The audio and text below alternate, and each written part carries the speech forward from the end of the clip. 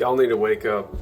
This country, America, is trying to sell fornication and lust. They're trying to hypersexualize you when you can first see and set eyes on people walking around wearing hardly anything, and then all the videos and propaganda in Hollywood and commercials that they pump. They know it's a good business.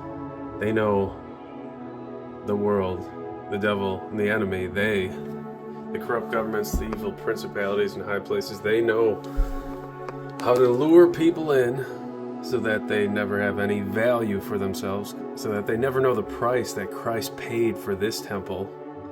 They want to keep you distracted, to keep you fixed on dopamine, pleasures that don't even matter. They're so temporal and they're so immoral that they cause you to be judged by God, to defile marriage beds. When you have sex with someone, you're committing the marriage covenant with them, whether you know it or not.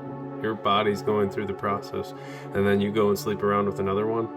Now you're committing adultery, and it says you will be judged. It's a sin that is against your own temple, so that you can't develop your own mind, your own will, your own emotions to go after God.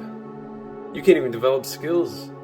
All you're doing is learning how to go after that pleasure over and over, never developing wisdom, understanding, and a purpose-driven life, and driven by the word. No, you won't understand anything. This fornication that America is producing, women and men both trying to be wicked and evil, luring people in by the eyesight to look at their vain beauty. It doesn't even matter. Modesty is the best. It's part of this fornication lust cult in America. That's why it's the porn capital of the world. It needs to go. We got to burn it down, tear it out, lay the axe to the root, kick them out, beat them up.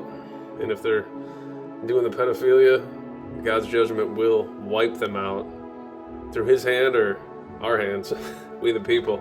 So let's see what he's going to do. We are praying that this ends, that this leaves. Keep the marriage bed undefiled, that is pure, not bringing sexual immorality, even the thought of another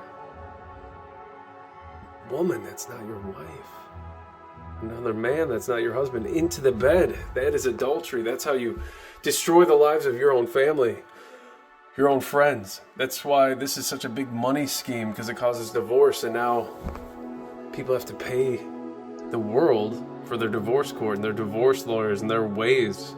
They're giving now even more of themselves. That's the consequences of sin, which there's also many others. Sexually transmitted diseases, depression, suicide. You open a gateway for devils to come when you start doing this stuff. You become the trampling ground by all mankind and all wicked.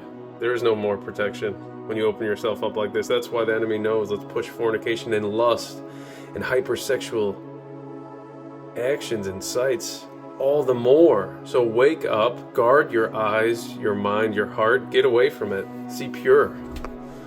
If something does come across the screen, you should be so built up in your most holy faith it doesn't even faze you.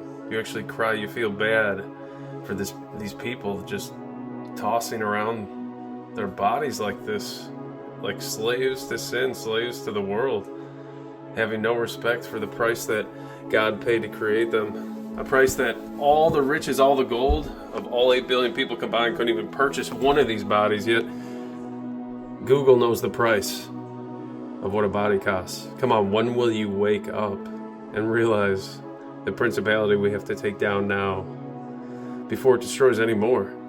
That's why sex trafficking is the highest. It all stems back to fornication, parents not being able to be parents because they're so addicted. Man, wake up. Get born again, get filled with the Holy Spirit, get the spirit of power and love, and that crap won't linger around.